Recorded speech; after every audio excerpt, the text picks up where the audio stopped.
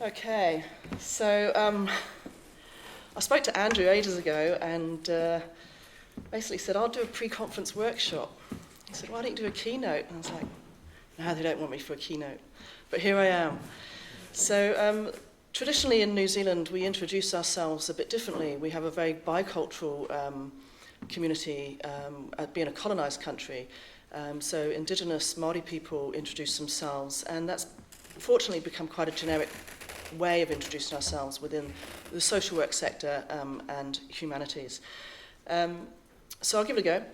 Kia ora koutou, ko Dartmoor, te kohata pāka, ko Dart te awa, no Devanaho, kia Nelson tōko kainga I Nāianei, ko Florence Pridey Rakua, ko Tony White o ko Matua, ko Charles Rower, ka Harriet Pawson o ko Tamariki, ko Lou White Pawson tōko ingoa, kia ora, welcome, assalamu alaikum. Kia ora, Paul. So basically I've introduced myself as I would in Aotearoa, New Zealand, within Māori culture. My name is Lou. I identify as she, her, and I reside in Nelson, Aotearoa, and hail from the UK near a special place called Dartmoor. Dartmoor is renowned for its granite tors where my ancestors resided. Some of you may relate to my connection with Dartmoor, given Bradford's special connection with the moors and the dales, such as Balladon and Rombauld's moors. I don't know if I've pronounced that right, though, which is close by. My brief introduction includes reference to my parents and my 2 children. And that's traditional, where we talk about our roots and where we're from in New Zealand. A bit about myself, although I think some of you have already got a good idea of me over the last few evenings out in the pub.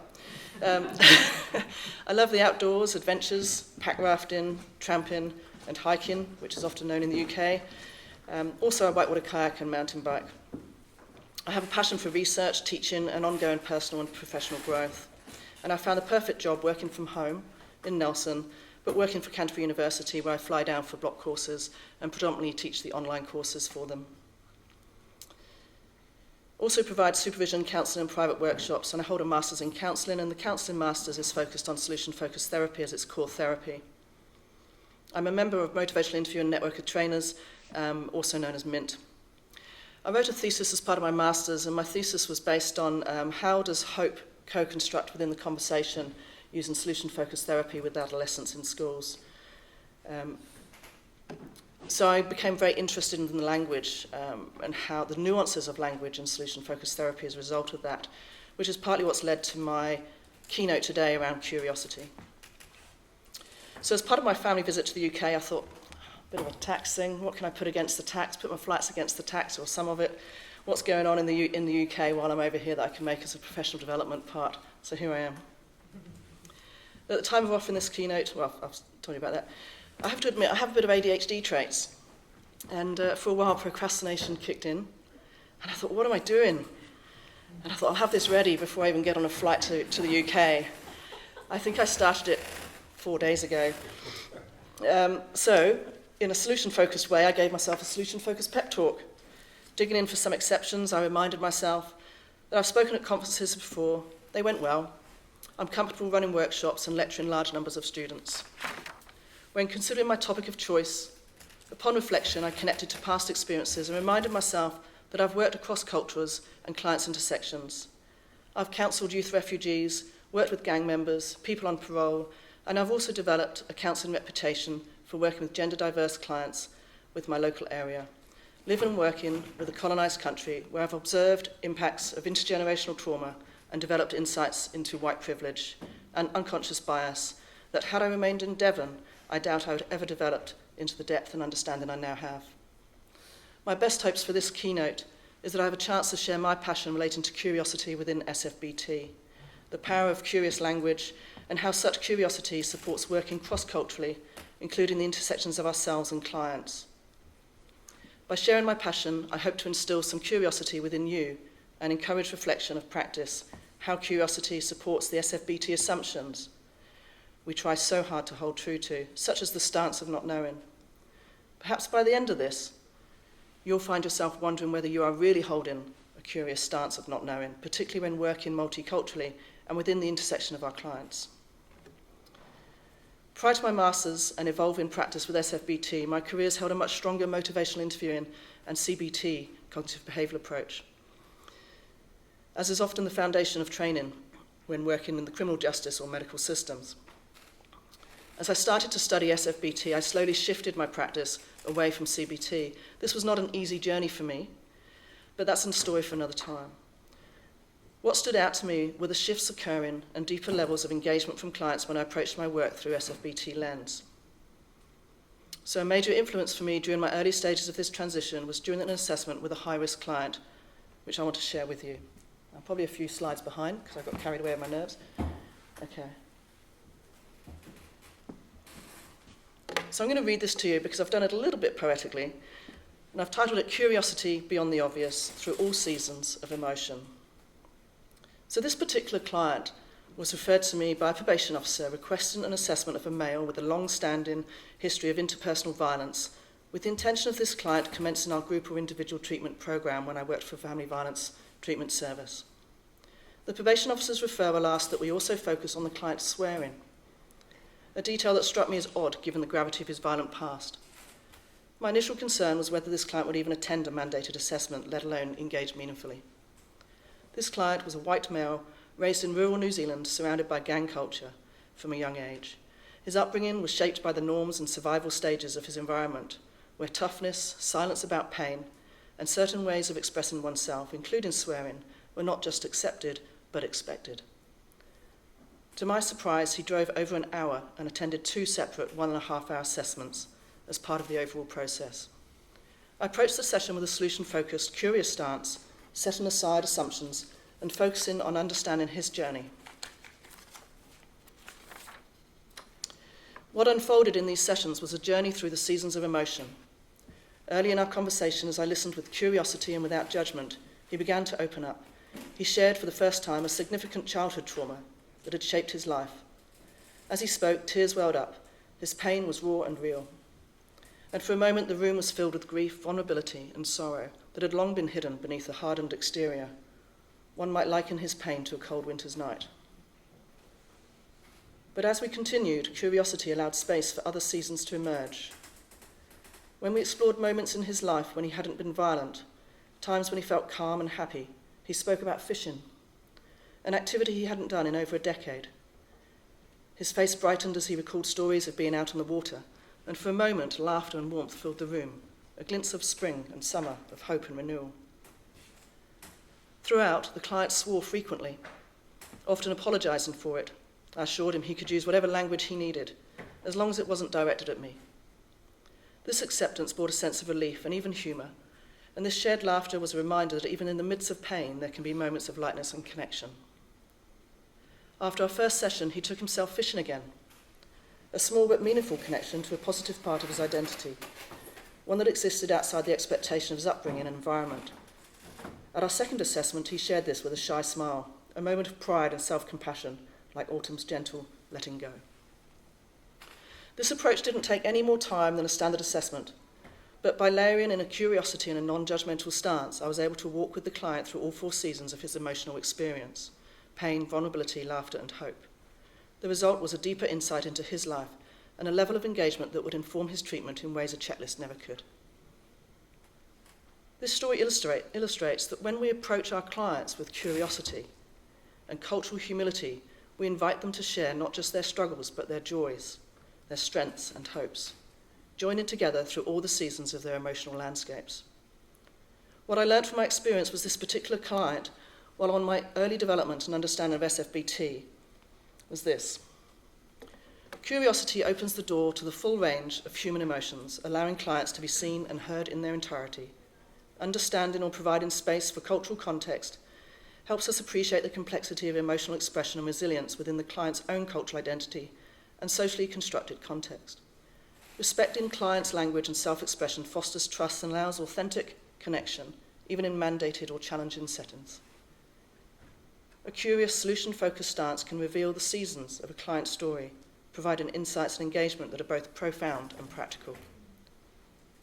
With this story in mind, I want you to connect your minds to a client you have worked with, or a colleague, a student, a peer, someone you have supported who has a different background to yourself. At the time of your conversation or session with them, how did you view that person?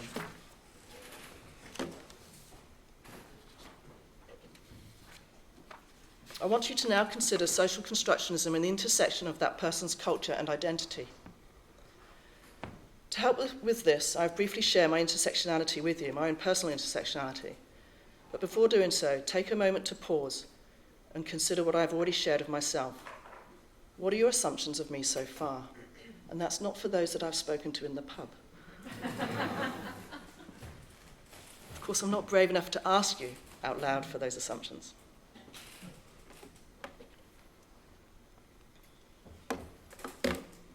This is a picture of my intersectionality to date. Take, for example, my childhood. I was raised as a very white rural town, working class, where socio-status was very visible across my social interactions to me. I'm saddened to say that awareness of white privilege was not even on my radar. As a female who loved what was then considered boy-related activities and sports, I was different to the female friends. Often nicknamed a tomboy by family and friends, this was the norm back then. I was a feminist in the making without even knowing it. With a strong passion for football, I took my primary school to task and had the rules changed, removing gender barriers to allow girls to play the game. I was the first girl to play at the primary school to train, and later Aston was the first girl to play in their team. In society today, certainly where I live now, I'm not a tomboy, but a woman who loves mountain biking, trekking, kayaking, and many more outdoor sports. New Zealand is certainly the place for me when it comes to being a woman who loves the outdoors and adventure. I'm one of many, many women without gender discrimination around our passion for the outdoors, or at least much less than I experienced within my younger years. For example, my first grade 5 water rapid was with a bunch of women in New Zealand. And just to give some clarity on that, grade 1 is like the easiest rapid you could come across, and grade 6 is like the highest grade you can come across as far as rapids that are graded. And it was a group of 3 other women that took me down my first grade 5 rapid. And later on in my kayaking career, it was a group of international women that also rescued me when I failed to roll and swam the same rapid. My point is, when I was in the UK whitewater kayaking, I had to become one of the lads to get accepted. Back then, that was the social norm. I don't have to do that in New Zealand, and I hope women don't have to do that here too. Outside of sport, I identify as a bi-female. I am now in a committed relationship with a female who has also 2 children. Life keeps us up on our toes, and to this day I do not believe, had I stayed in the UK, that I would have felt the freedom to connect to other parts of my sexuality. I do not attribute this to the British culture, but more towards my stepping outside of my social and family norms. Moving away and living within New Zealand provided me with the freedom to discover myself and challenge my socially constructed normalities. Beyond my story through the lens of social constructionism, let us take a moment to zoom out and consider the Mercator projection and Gall-Peters projection map. Who's heard of that, by the way? Not many, just a few. So this maps have influenced how we see the world for many years, often distorting the size and importance of different regions.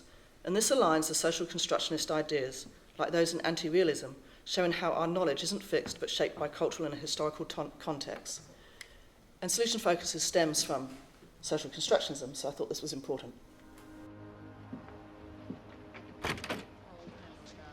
Hi, I'm sorry. Hello.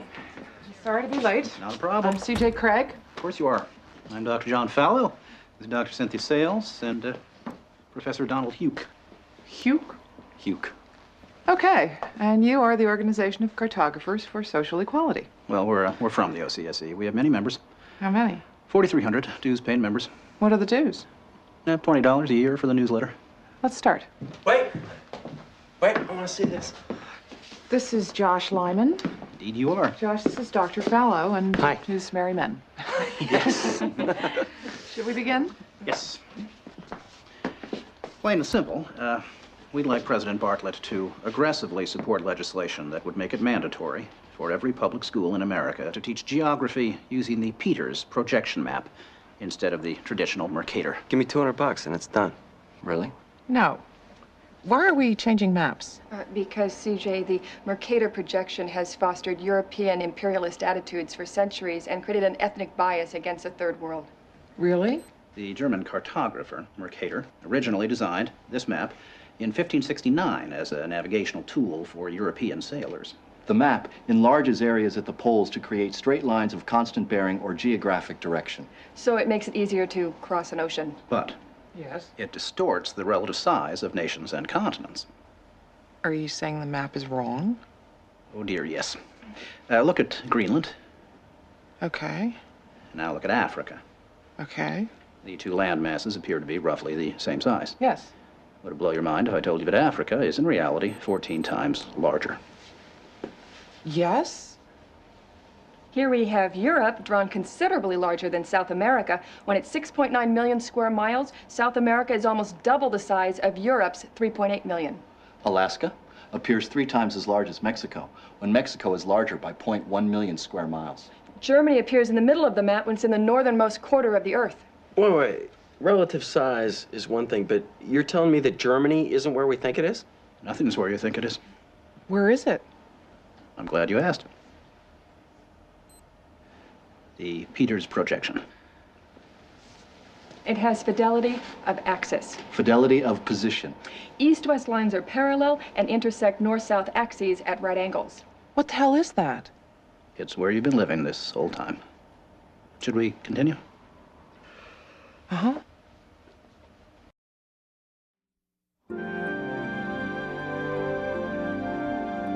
So, you're probably wondering what all of this has to do with social equality. No, I'm wondering where France really is.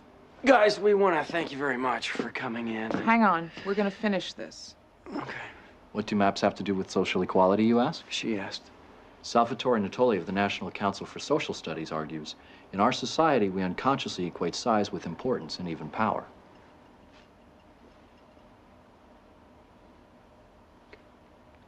I'm going to check in on Toby. Go. These guys find Brigadoon on that map. You'll call me, right? Probably not. Okay. When third world countries are misrepresented, they're likely to be valued less.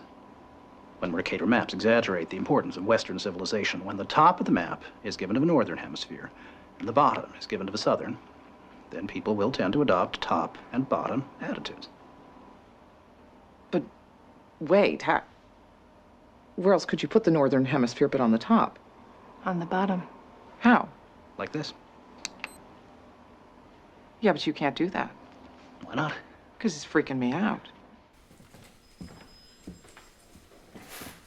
Okay, so bringing this into context of curiosity and working with clients, if we work with the client through their worldview, their intersections of self, including culture, ethnicity, gender, sexuality, religion, spiritual beliefs, and positions within the family, to mention a few, we can engage clients with a level of cultural responsivity, holding a curiosity and a stance of not knowing, helps us to mitigate the risk of our own worldviews, bias and unconscious bias, entering the therapeutic or conversational space.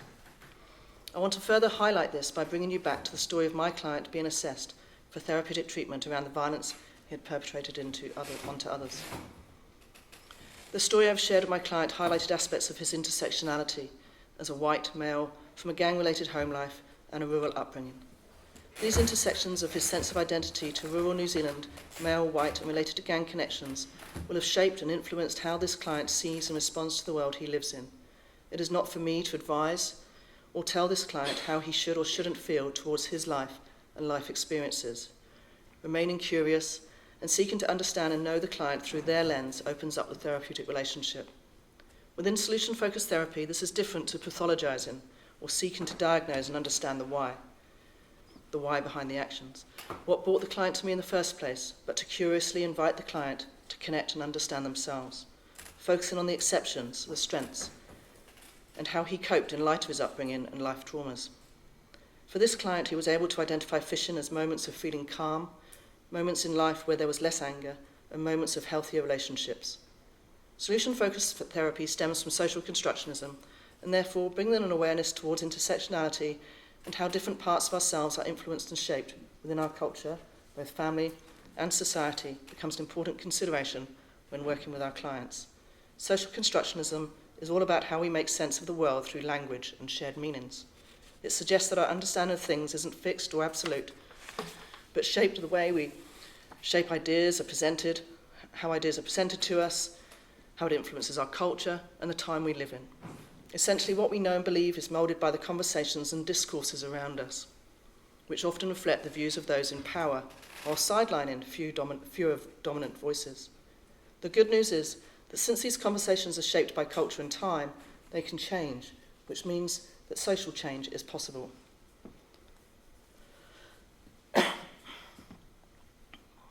Perception shapes reality and may be distorted by socially constructed ideas of worth and identity.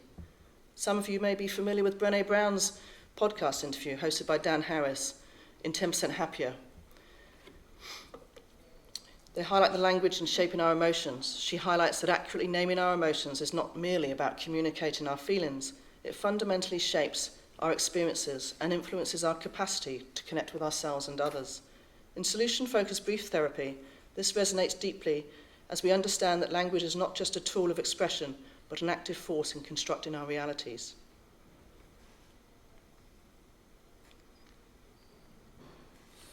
Vivian Burr states, "When people talk to each other, the world gets constructed."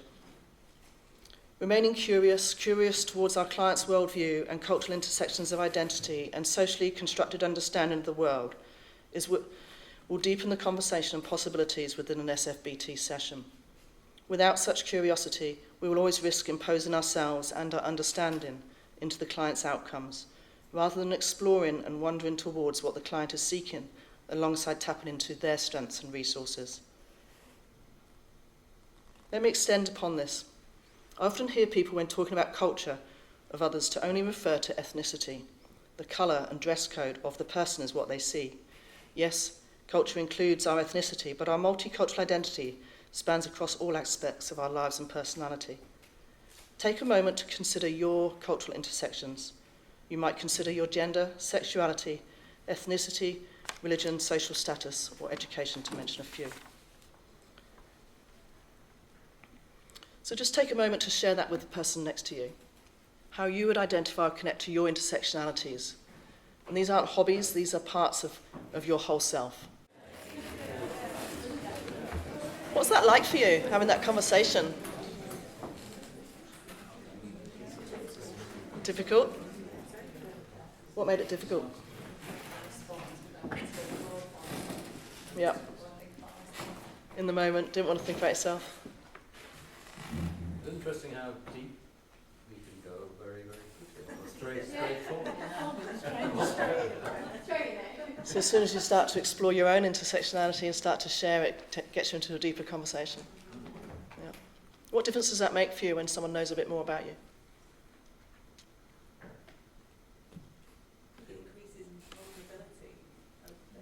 Increases vulnerability. What else? Increases visibility. Visibility. Yeah. It's quite a sense of relief from working in health for all of my career, and you only self-disclose that much. From this perspective, it's actually much more. It's easier. It's easier to connect with people when it's clear who you are, where you're from, Yeah. and how that shapes who you are now. Yeah. Great. So all of these aspects, they span across our cultural intersections and inform how we receive and experience the world we live in. So each and every one of these intersections has a link to privilege and oppression, a journey of their own through a social justice lens. So now I want you to take a minute and think about the intersections you have chosen to share. Which ones felt privileged and which ones felt oppressed? It's up to you where you go with that. We'll just have a quick minute conversation. We're not going to go into the whole unpacking it. So the point I'm trying to raise is that society shapes and defines our cultural identities to which we belong, impacting how we believe, feel and engage. How we believe and feel and engage with each other and our inner sense to self. Unconscious and conscious biases impact our client engagement as we impose our cultural beliefs and norms into our clients' conversations. And I know many of you are thinking, but we don't do that with solution-focused therapy. We unconsciously do it. Even in the language and the nuances of the language we use in solution-focused therapy, it doesn't fully protect us from this, but it does help. So the therapist's role in solution-focused therapy is not to diagnose or solve the client's problems, but to facilitate a process where the client co-constructs new meanings. This approach is deeply rooted in social constructionism, and we value the client's perspectives as central to the therapeutic process. Looking through the lens of social constructionism, we are able to see how we have all been influenced in different ways through our social and cultural norms, and each and every one of us will have had a different journey and different influences towards who we are today. Curious, open questions such as where, what, who, and when keep the conversation open and exploratory. These questions invite clients to rich, detailed narratives. Likewise, using the word how within your solution-focused questions is valuable to enhance self-efficacy and tap into the client's coping strengths and resources. How did you do that? Presupposes that the client did cope, did manage, did something to get through or manage a situation. This question continues to apply curiosity. When a client tells you their best hope is to feel calmer, we do not assume that we know what calmer feels like or looks like. We hold a non-assuming, curious inquiry towards that, leaning towards the client's best hopes, while seeking to understand what calmer means to the client as a co-construction and discovery process. Just catching up on some slides here. And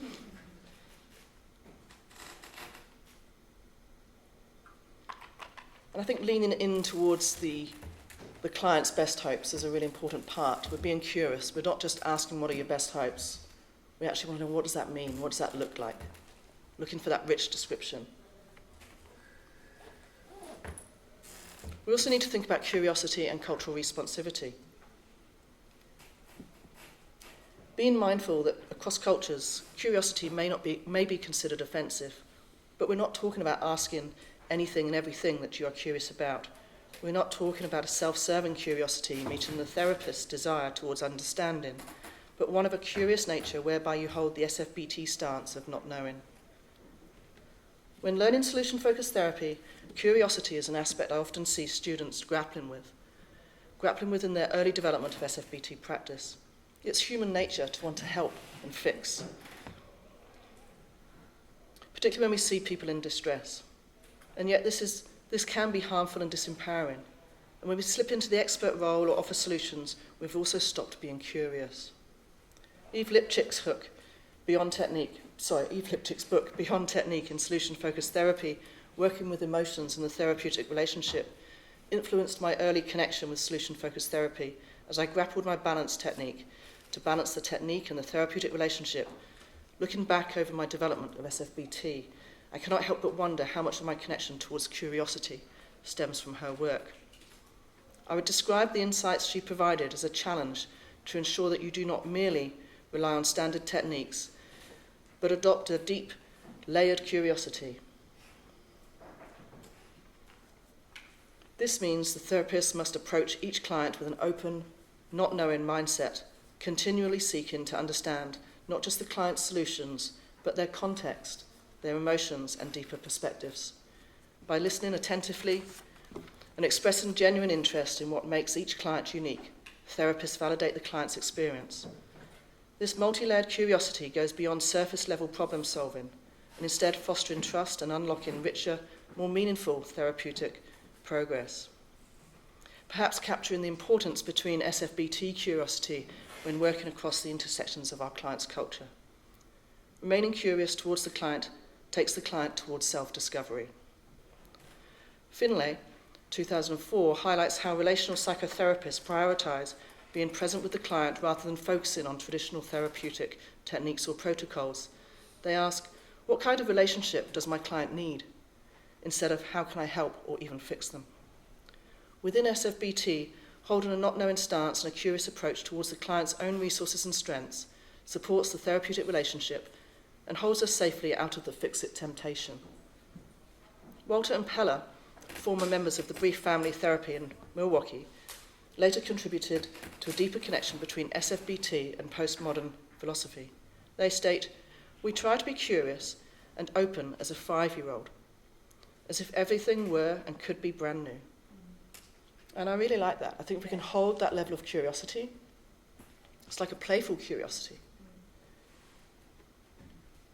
Not only is curiosity important as a solution-focused practitioner, what you are curious towards is equally important. So ask yourself the following. How might your approach towards curiosity influence the conversation and therapeutic outcomes for your clients?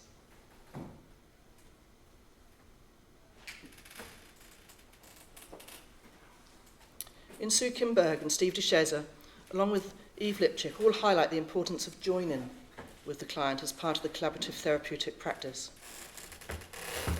without which it is not possible to meaningfully co-create solutions. And I've found that a not-knowing stance with a curious mind towards the client supports the joining process. Extending upon this, how might your awareness towards social constructionism and intersectionality influence your approach within your conversations? And of note, I'm not asking you to be curious of the client in such a way that they carry the burden to educate or inform you of who they are, of their culture or cultural needs, but for you to bring an awareness and curious stance where not knowing enhances the co-construction process. So give yourselves, again in the same pairs or switch around, and ask yourself these two questions on the slide and have a brief discussion. So I want to extend on that conversation that you're having, and I want us to bring us to the attention of individualism and collectivism. A Western individualist cultural background might emphasise, I've got a slide here for this, get the right way around, there we go. Individualist culture might emphasise autonomy, individual autonomy, personal achievement, and independence, whereas a collectivist culture might emphasise cohesion, harmony, interdependence, duty, and conflict avoidance. And if you're thinking about our knowledge of intersectionality and being culturally responsive within SFBT, that can influence how we frame our words, our language. We're using the skills of SFBT, but what we're curious about might be influenced by that. How we ask about who would notice, or what supports do you have? That might come through an individualist language, or it might come through more inclusive group language. So knowing your client and thinking about where they come from and their cultural backgrounds is important for when you're being curious and can enhance connection and relational space. Tapping into the client's strengths and resources and preferred futures, utilising their cultural worldview will further enhance your SFBT practice and curiosity. Asking who is important to them, who is on this journey with them, what traditions or stories from the client's background help them get through tough times. The client's preferred future and how to get this is likely to be shaped by a broader cultural consideration, and leaning into the client's language, exploring meaning making and co-constructing what the client's preferred future looks, sounds and feels like with significant others is your curious mind working through SFBT. I recall being asked to provide counselling with an elderly lady. She had been involved in a serious car crash and was feeling depths of responsibility and shame. The impacts of this were significant towards her recovery and emotional well-being at that time. I had one session with this lady, during which I remained curious to her strengths and resources while not avoiding the depths of her emotions. Sitting with the emotions, she was able to feel heard and creating a safe, non-judgmental space without minimising the outcome of the crash. I provided opportunity towards emotional healing. Throughout the session, we slowly co-constructed a strength that included reconnection with her spiritual self and Christian faith to move beyond the trauma of the event. While we had another session booked, the lady no longer required the follow-up session and cancelled. She and her friend, who had referred her in the first place, both informed me how impacting the SFBT session was for her and how it supported and helped this client move beyond the trauma which at that time was debilitating her day-to-day life. And it was connecting her with her spiritual sense of self that helped her do that. Had I come through my worldview, my questioning, my language would have been different. I'm not a purist SFBT practitioner, and at times I will draw on other therapeutic practices to support my work with my clients. However, my foundation is SFBT, and my language towards the relational work with my clients remains SFBT, no matter what skills I might draw upon. Another example where a brief intervention was significantly impacting for a client was when I agreed to see someone because of a life-threatening injury, where they'd been on a significant journey towards walking again. I was wowed by their motivation and dedication towards their physio and recovery, and I'd agreed to see this client because of the emotional toll the event had taken with them and the nights and flashbacks that they were struggling with. We had 2 SFBT sessions, I incorporated some of Peter Levin's somatic work throughout the session. In particular, the second session, the changes and reduction in flashbacks was significant. This client experienced a change of almost daily flashbacks to 1 a week after the first session. He went on to have no flashbacks after the second sessions. His words to his wife were, oh, hang on, I've got to find that. She did some voodoo thing with my brain. It was amazing. Well, it turns out I don't have such powers, and all I did was apply a curious, not knowing stance using SFBT language and techniques weaved in with some somatic noticing to reframe and co-construct a different narrative with the client from I nearly died to I survived. And while working towards their preferred future, to getting back on their feet, literally, and working back on the farm. I'm also mindful that the time of the intervention was early and the event had not been timed to settle into PTSD diagnosis. I think early intervention is key here. I strongly believe that to this day it was due to the use of my curious language within my SFBT practice that enabled the process and the somatic work to occur so coherently together and for the significant changes to take place. The client was invited into the work and was always in charge of the process, how far, how much, when to stop or carry on. Trusting my client to be the expert of themselves contributed to the relational sharing within the session. You might find it useful to consider SFBT as a universal language with all various dialects. While the core grammar principles remain the same, the vocabulary and expressions or techniques may need to be adjusted for different cultural contexts.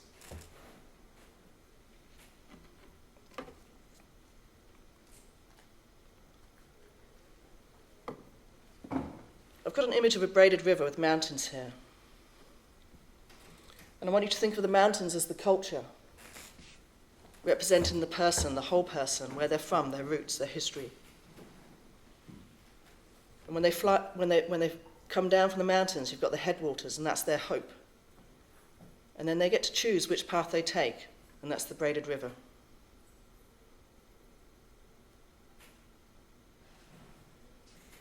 Self-awareness and bias recognition.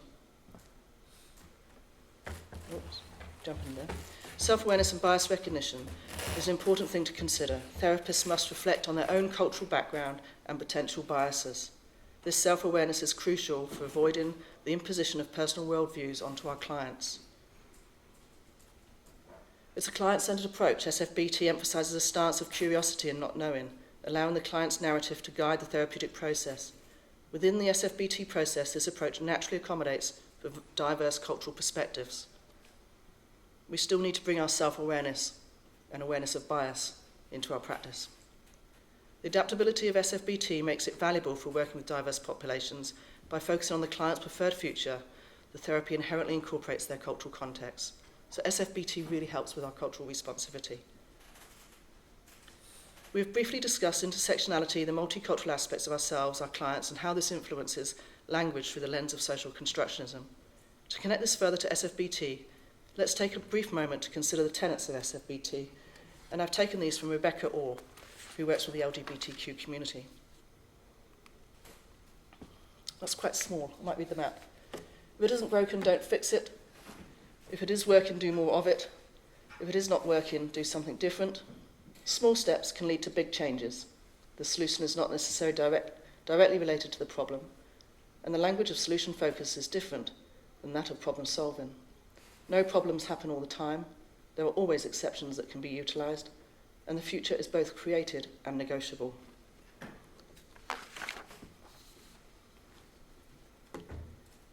How would you know if you are working wholeheartedly within these tenets?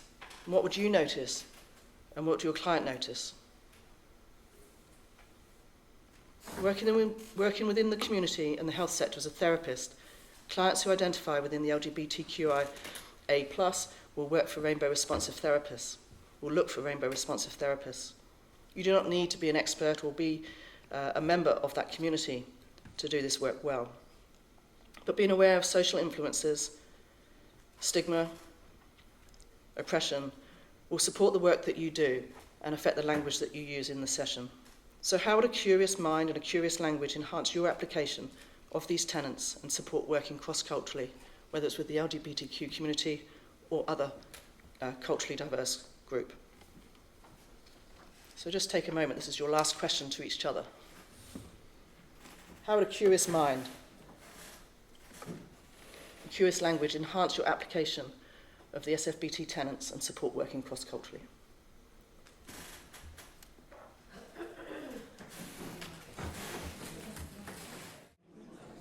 So linking into those questions, I've mentioned earlier that I also do some work with the LGBTQ plus community. I work quite a bit with gender exploring clients under 25.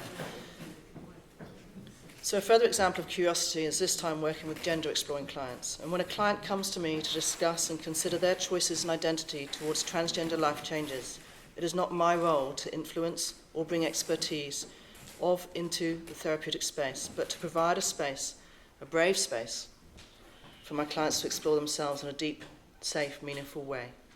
My role is to remain curious to their identity, their connection to themselves, curious to their journey and experience so far, and curious towards their preferred future. There is no one way towards transition in gender, helping the client to explore what is important to them, what difference any changes will make for them, and deepen their understanding of self and choices they are exploring is possible through a curious, not knowing, non-judgmental stance. My colleague captured the importance of curiosity and highlighted how curiosity does not stop with a one-off wondering question, but is a repetitive process throughout the solution-focused therapy. Applying curiosity again and again and again opens up more layers and discovery of the person, an understanding of each other, and provides a new curiosity, a richness of the space between. Within a session, developing the co-construction process. Curiosity invites new understanding, new meaning, and a way to enter new territory of the self and others that otherwise one might not develop. So I believe that while solution-focused therapy skills support our tenets and assumptions to which we work as a solution-focused practitioner, without the tenets and assumptions and a big dollop of curiosity towards the co-construction of new meaning, connection and understanding with the client, the skills are likely to hold a surface level of engagement and change for our clients and impact our ability to hold a culturally responsive practice with our clients and their intersections of identity. And when it comes to SFBT, curiosity did not kill the cat.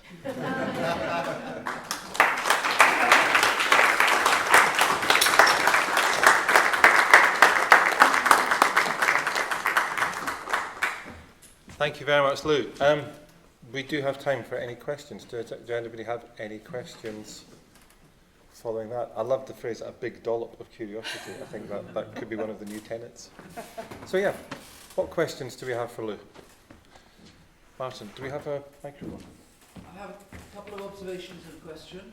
One, I noticed when people from New Zealand often talk about indigeneity, and I think there's almost a complete absence in British discourse of respect for indigenous peoples and the knowledge of land and indigenous. So I always appreciate that in people from New Zealand. Second thing I was going to observe is that we're in one of the most interestingly multicultural cities in Britain here. And it's really interesting that there's a sense of community, and there's some community, for example, which is quite distinct from a lot of the other norms. But the question that I have for you is, why do you think that, given the rise of all of these kinds of, that TV show you showed, it's 20 years old now, everyone was self-congratulating themselves about how clever and liberal they were. We were going to have a female, lesbian president probably before long. And now the world is falling apart. People are falling back into tribes. So it's not working. Liberalism is not working at the moment. And I just wonder if you have any thoughts about why that is, if I'm right. That's quite a political question. I'll use this one. Okay. And I'm not sure whether it's a solution-focused based one. I do wonder whether our political leaders working through solution focus might do a better job, though.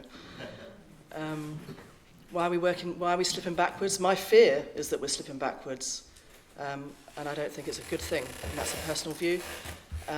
My other fear is I think it only takes a short time to slip back a long way, and it takes a long time to move forwards.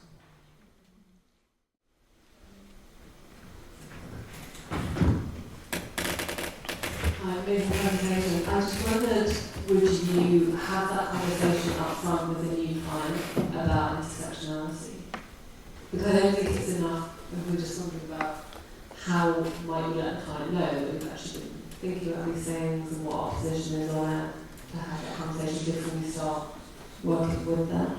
No, that's more an exercise to connect you as practitioners to intersectionality. It's not a language I would use with my clients, but being aware of difference and aware of our own personal bias and unconscious bias and aware of our client's culture influences the language we use in solution-focused therapy. Paul. Kiri, molto curioso, e Helma. So for those that don't know us, I'm saying thank you for your speech. Kia ora.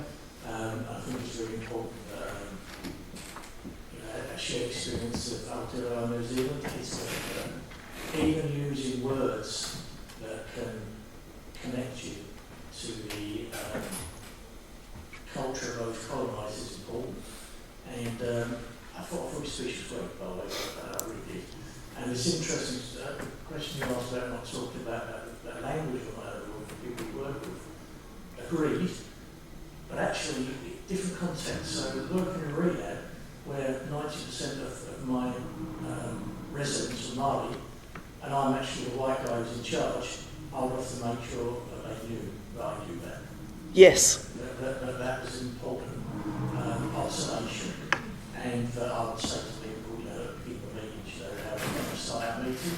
So until I start with a blessing or whatever. But actually put yourself in that curiosity point you're talking about from the very beginning by saying, how would you like to start our meeting?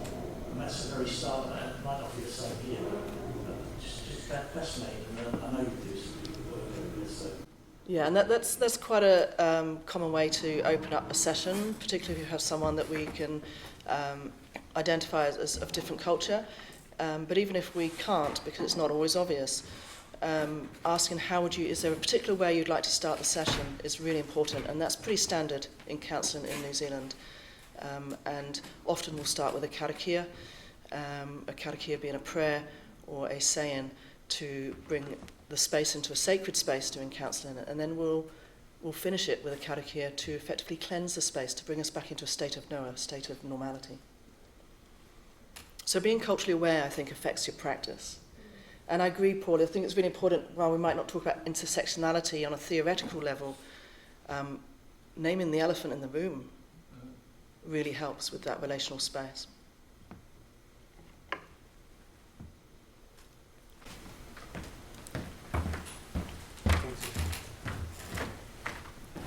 Thanks so much. This has been a really great presentation. Thank you so much for sharing all of this with us. The question that I had actually kind of over lunch we were having a conversation where I had an experience kind of a couple of years ago where a coworker who was South Asian shared with me that one of the things that drives her up the wall is when white women aren't willing to call out misogyny or patriarchy in South Asian communities, for example, because they're afraid of being seen as racist. And so I'm wondering, I know you mentioned it, I'm hoping that you've got some great response here too, but there's, on one of your slides I remember you saying, we're not here to impose our roles here, right, on our clients. And I'm wondering how you handle that if one of your clients is bringing something to you that maybe, on one level of intersection, right, they get to have their opinion, on another level maybe they are an oppressor in their community. How do you work with that? That's a really important question. I think not to condone and not to come alongside is really important, but not to challenge head on. So be curious. I'm wondering how that point of view is affecting your relationships right now. Don't always have to go straight through the front door. Yeah. And different reasons, like if you're in the pub, name it.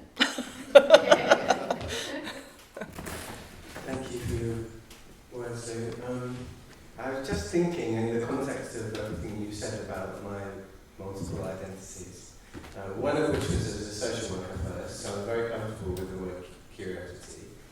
And then I almost sort of disassociated from it doing my solution-focused training. And I wonder what you think of the phrase co-curious. I think co-curious is a beautiful phrase, and the curiosity is to co-construct in solution focus.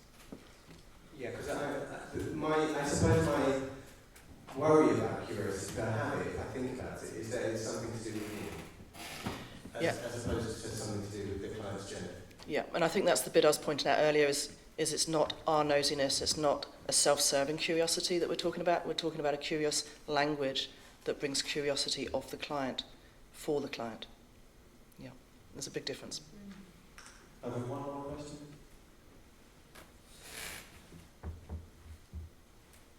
Good to go. Let's put our hands together again for Lou.